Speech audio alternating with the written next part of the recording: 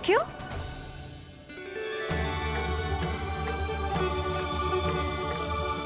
कान्हा, एक तो चोरी की और ऊपर से मूर्ख बना के भाग को। ये ठीक ना है। मुझे यशोदा जीजी को बताना ही होगा, और वो भी इसके घर पहुंचने से पहले।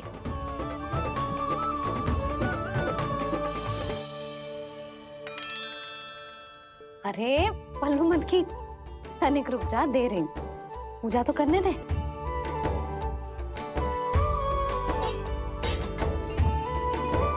ले, अब जितना मन करे उतना प्रसाद खा।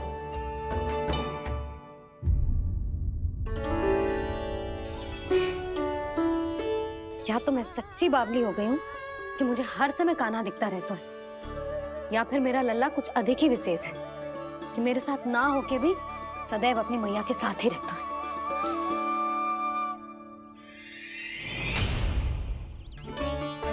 आज तो कैसे प्राण बचे, नारायण ही जानते हैं। मैं तो पाऊ को सिर पर लेके ऐसे सरपट भागो, ऐसे सरपट भागो कि पूरे गोकुल में बड़ बोले।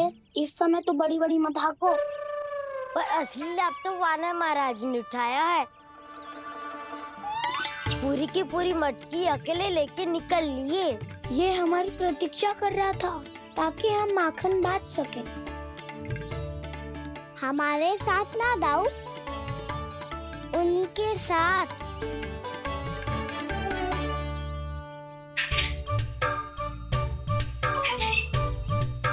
मैं समझ गो कान्हा, एक ना सभी जानवरों की भूख मिट जाए, इसलिए गया था तू सावित्री मौसी के यहाँ माखन चुराने। इससे पहले कि वो हमारे यहाँ पहुँच जाए, हमें घर पहुँचना होगा दाऊ, चाहे कछु हो जाए, पर देरी ना होनी चाहिए। इससे पहले कि बहुत समय बीत जाए, हमें ये समझना होगा कि लोभ आदमी की बुद्धि को भ्रष्ट कर दे, तो हमारे सोचने समझने की क्षमता को नष्ट कर दे। तो बहुत समय पहले की बात, एक साधु था। वो सुनसान घने जंगल में रहकर साधना करता था। ब्रह्म ज्ञान को प्राप्त करने ही वाला था कि अचानक से एक दिन उसे एक सुनहरी बिल्ली दिखाई थी। उसने उसे देखो तो सोचो कि ये तो बहुत सुंदर है, इसे तो मेरे पास रहना चाहिए, और उसने उस बिल्ली को अपने पास रख लिया। फिर उसने सोचो कि इसे तो दूध की आवश्यकता होगी और उसके लिए गाय की, तो उसने एक गाय भी रख ली। अब गाय को चारे की आवश्यकता होगी और चारे के लिए भूमि की। नारायण की कृपा से भूमि का प्रबंध भी हो गयो।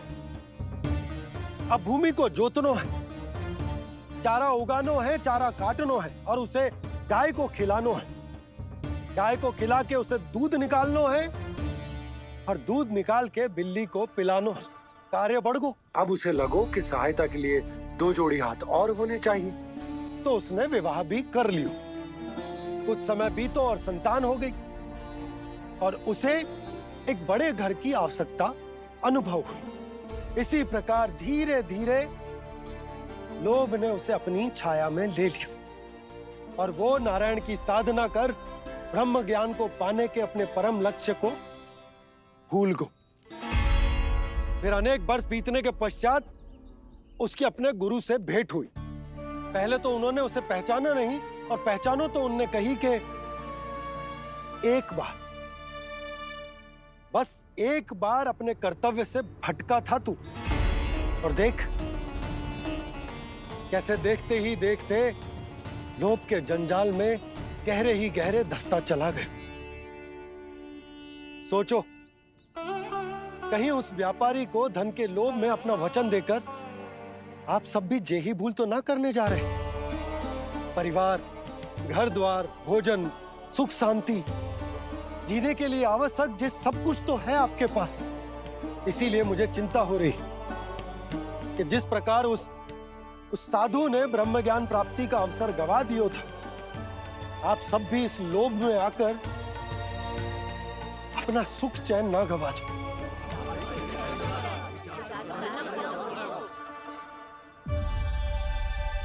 लग तो है बात सबको समझ आ।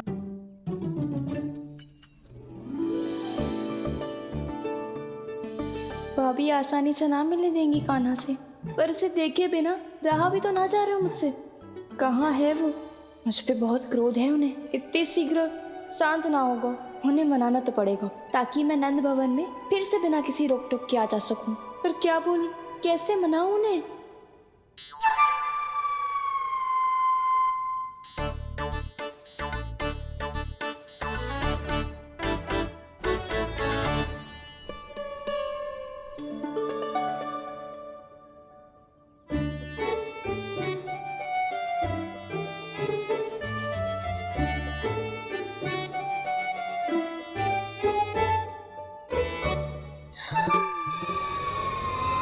वाह, जिसने मेरे लल्ला पर चोरी का आरोप लगायो, वो ही आज मेरे घर में चोरी चोरी प्रवेश कर रही है। नाना भाभी, ऐसी कोई बात ना है। मैं तो बस ये देखने आई थी कि जसोदा भाभी का क्रोध शांत हुआ कि ना? सुन ले जानकी, मेरा क्रोध उसी दिन शांत होगा जिस दिन तू सारी गोपियों के सामने मेरे कान्हा पर लगाया आरोप वापस लेगी। चोरी करेगा तो आरोप ही लगेगा ना जीजी। फिर से आरोप? सावित्री, तू भी? कल तक मुझे ये थोड़ी पता था जीजी कि आपका कान्हा सच्ची में माखन चोरी में पारंगत है। आशा करता हूं कि आप सभी को नंदराज का विचार और संदेश सही से समझ आगो होगो।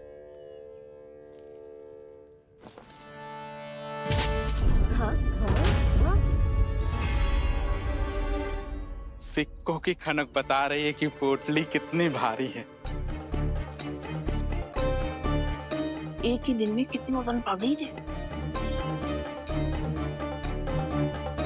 हमें भी इससे अधिक धन अर्जित करना होगा, तभी तो हम अपने उज्जवल का भविष्य उज्जवल कर पाएंगे। पहली बार कछु बुद्धि की बात की है तूने। नंदराज, हमारे मन में आपका बहुत सम्मान है, पर हम जो करना चाह रहे हैं वो लोभ ना है, वो तो विकास है। हाँ नंदराज, हम अपना और अपने संतानों का भला बुरा सोचे बिना कब तक अपना जीवन इस प्रकार जीते रहेंगे? फिर पिछले 4 वर्षों से हमने आपको कर भी तो ना दियो है। मुझे तो लगता है कि नंदराज की बातों पर शांति से सोच विचार के बाद ही कुछ निर्णय लेना चाहिए। ऐसा मौका बार बार ना आता। नहीं, हमें सोच विचार कर निर्णय लेना है सबने।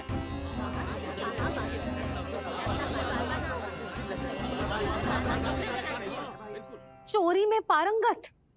हाँ जीजी, उसने टोली बनाई है और उसका नाम भी रखा है चौर्य विद्या प्रसारण टोली, और आपका कान्हा उसका अध्यक्ष है। अच्छा, तो कान्हा पूरी टोली लेकर आया था चोरी करने तेरे घर?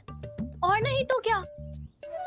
पर एक बात बताओ जीजी, मेरे बलदर को देखकर किसी का साहस ना हुआ भीतर जाने का, पर आपका कान्हा इतना साहसी है कि बिना भयभीत हुए इतने भयंकर बैल के निकट चले गए।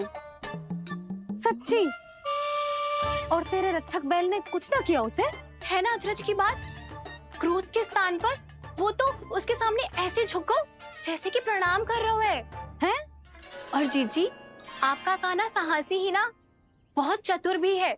मैंने मटकियां बहुत ऊपर लटकाई थी, पर बताओ कि बिना चौकी के मटकी को नीचे उतारने का उपाय किसने ढूंढा? किसने? आपके चतुर कान्हा ने।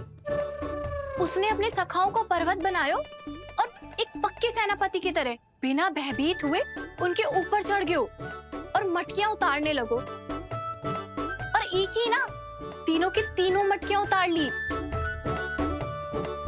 तीनों? हाँ जीजी, और वो इतना दयालु है कि पहले एक मटकी का माखन सब में बांट दियो और फिर बची हुई 2 मटकियों में से एक मटकी अपने सखाओं को दे दी और फिर दूसरी मटकी एक भूखे वानर को दे दी।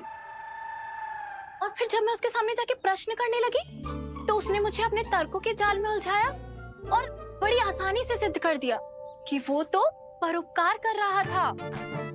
मैं तो देखती ही रह गई और शब्द तो ऐसे झड़ते हैं मुंह से जैसे कि फूल। रुक जा सावित्री, पहले तू ये निर्णय ले ले कि तू मेरे लल्ला का गुणगान करने आई है कि उसकी निंदा करने। निंदा करने ही आई हूँ जीजी। जानकी सत्य कह रही थी, आपका कान्हा माखन चोर ही है और बलराम के साथ भागा था। बलराम क्यों? वो तो साक्षात गरुड़ देव की पीठ पे बैठ के उड़ के आयो है, तभी तो तुझसे बहुत पहले आके यहाँ पे। और तुम दोनों व्यर्थ में इन सब पर दोष लगा रही हो। कान्हा के निकट जाने का प्रयास भी मत ही करना। पहले मेरे लल्ला पर आरोप लगाती हो, फिर उससे मिलना भी चाहती हो।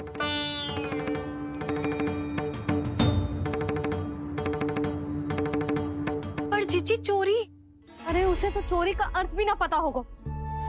तुम दोनों को नारायण का भय भी ना है क्या? हाँ, मेरे लल्ला पर आरोप लगाने से पहले तुम दोनों को लज्जा ना आई? हे नारायण, अब आप ही बताओ मैं क्या करूं? लग तो है किसी की घोर दृष्टि लगी है कि बार बार मेरे लल्ला पर आरोप लगते हैं। किसी की क्या, तुम दोनों की दृष्टि लगी है। या तो तुम दोनों मनगढ़ंत कथाओं को सत्य बताना छोड़ दो, या फिर कृपा करके मेरे घर आना बंद कर दो।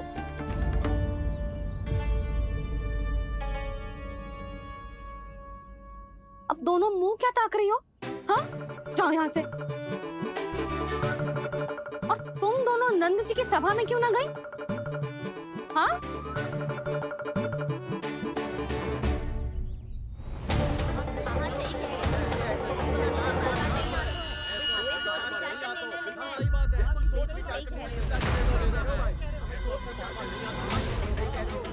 जी कौन?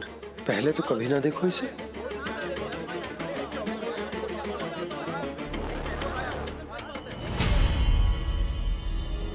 कहाँ को? बस करो।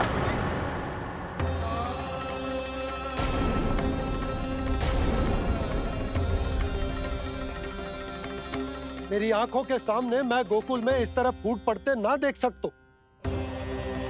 राजा हूं मैं, परंतु आज तक मैंने कोई भी निर्णय आप सब पर ना थोपो और ना ही आज थोपूंगा। मुझे पता है आप सबके पास कल सूर्यास्त तक को समय, इसीलिए मेरी विनती है कि आप घर जाकर रात्रि को इस बात पर पुनः विचार अवश्य कीजिएगा। सोचिएगा कि कोई भी व्यापारी अविश्वसनीय रूप से सस्ता क्रय विक्रय क्यों करेगा जब तक कि उसका कोई छुपा हुआ लाभ ना हो।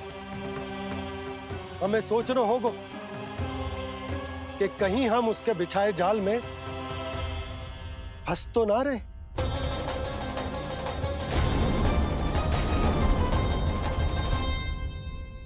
बच गए भैया, जैसे तैसे ही सही, पर समय से पहले पहुंच ही गए हो।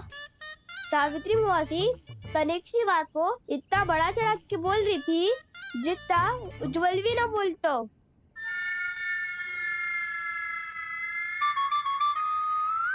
वैसे आनंद तो बहुत आयो, सच्ची। हाँ, बेहतर लगा तो माखन भी तो मिला और परोपकार भी होगा। बता कान्हा, और किसके घर जाना है अब? आज ही तो हमें शिक्षा मिली है, इतनी शीघ्र भूल गए तुम सब। लोग के चक्कर में पड़ोगे तो फंसोगे। लोग के चक्कर में पड़ोगे तो फंसोगे।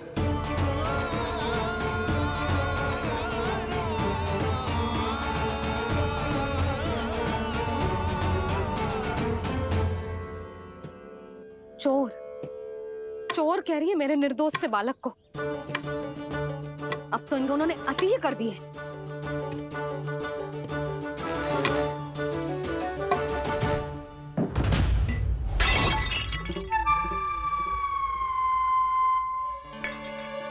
से भी अभी फूटना था। वैसे ही मैं इतनी चिंतित हूं। कैसे समझाऊं इन गांव वालों को?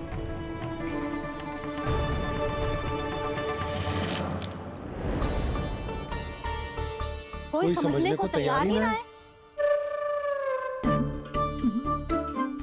लगता है सबकी बुद्धि भ्रष्ट हो गई है।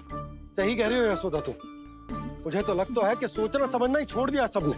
अनेकों तर्क दे के समझा दियो, सिद्ध कर दियो, पर इनकी मोटी बुद्धि में कछु आतो ही ना है। यशोदा तुम तो तर्क की कह रही हो, मैंने तो उदाहरण देकर समझाने को प्रयास किया, पर अपनी बुद्धि के आगे कछु ना समझ में आ रहा इन गांव वालों को। क्या सारे के सारे गांव वाले मेरे लल्ला पर आरोप लगा रहे हैं? अरे ये क्या कह रही हो तुम? मैं तो गांव वालों की बात कर रहा हूँ जो नारायण के नाम पर वचन देकर उस अपरिचित व्यापारी को अपने दूध, दही, घी, माखन सब देने को तैयार है। लो कर लो बात। मैं गोपियों की बात कर रही हूँ जो लल्ला पर माखन चोरी का आरोप लगा रही हूँ। और आज तो सावित्री ने भी लल्ला को माखन चोर कह के पुकारो है।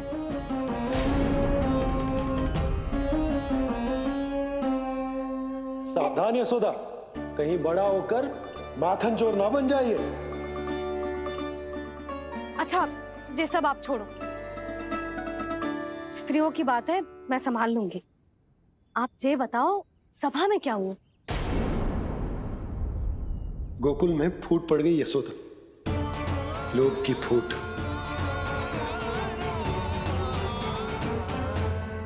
अरे रुको रुको रुको, व्यापारी जी रुकिए रुकिए। नंदराज ने प्रयास तो बहुत किया था व्यापारी जी, पर कुछ व्यक्तियों को छोड़ करके किसी के कान पे जूं तक नहीं रेंगी। इसका अर्थ फूट पड़ चुकी है लोभ की वजह से। बहुत ही शुभ समाचार लाए हो गुप्तचर। अब शीघ्र ही दिखेगा लोभ का चमत्कार।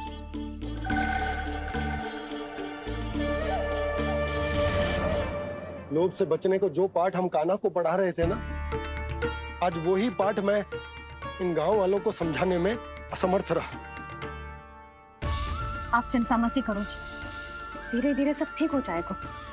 तब तक बहुत देर हो जाएगी यशोदा। ये गोकुलवासी मेरे अपने, उन्हें अपनी आंखों के सामने मैं भूल करते ना देख सकता। वो सुलक्षणा, वो उस व्यापारी के प्रभाव में आ गए, और शंकरी मौसी और सुमति भी सुलक्षणा के मार्ग पर ही चल रही। कान खोल के सुन ले बहू, आज से घर में दूध पीनो बंद, दही खानो बंद, और माखन तो बिल्कुल न खानो। पर मैया, पर किंतु परंतु कुछ ना सुननो मुझे। सुलक्षणा की जैसे धनवान बननो है कि ना?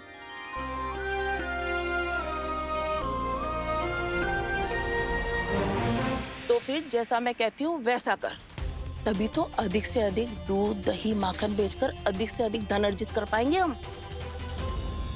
सुलक्षणा को उस व्यापारी की तरह धनवान बनना है और शंकरी मौसी को सुलक्षणा की तरह। ऐसे तो पूरा गांव ही लोभ में पड़कर कल उस व्यापारी के पास पहुंच जाएगा। अब तो फिर स्त्रियों को मुझे अपने ढंग से समझाना पड़ेगा।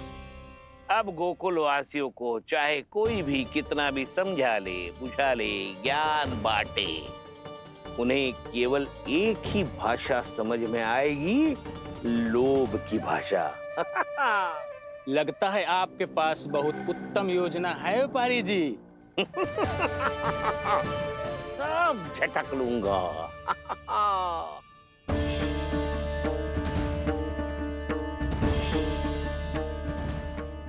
आपको क्या लगता है प्रभु, मैया के समझाने से गोपियाँ समझेंगी?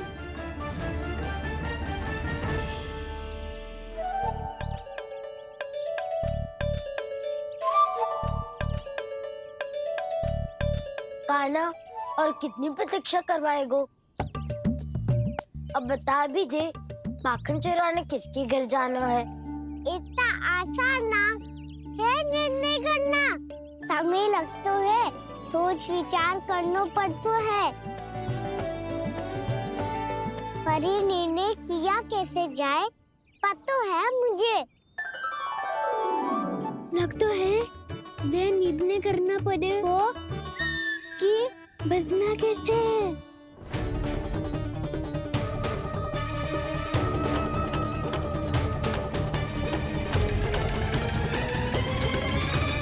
सावित्री मौसी ने हमारे चौरे विद्या प्रसारण के बारे में सबको बता दियो क्या?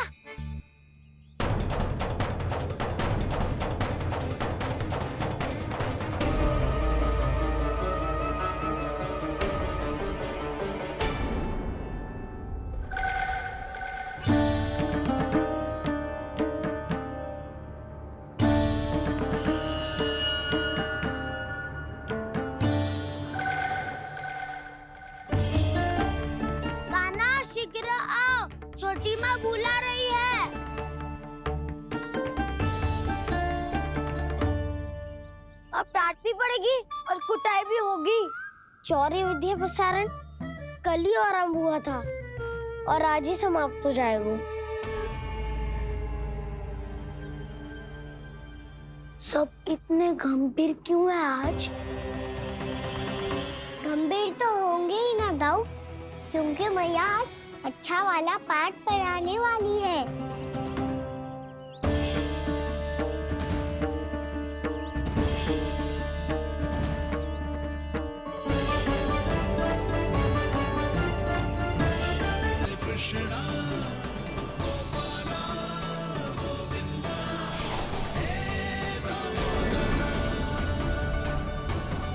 भाग्यो,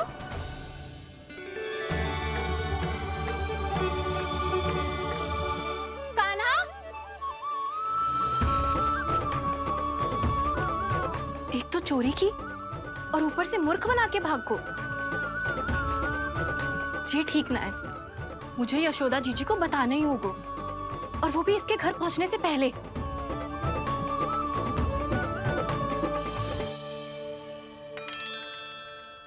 अरे पल्लू मत खींच, तनिक रुक जा, दे रही हूँ। पूजा तो करने दे।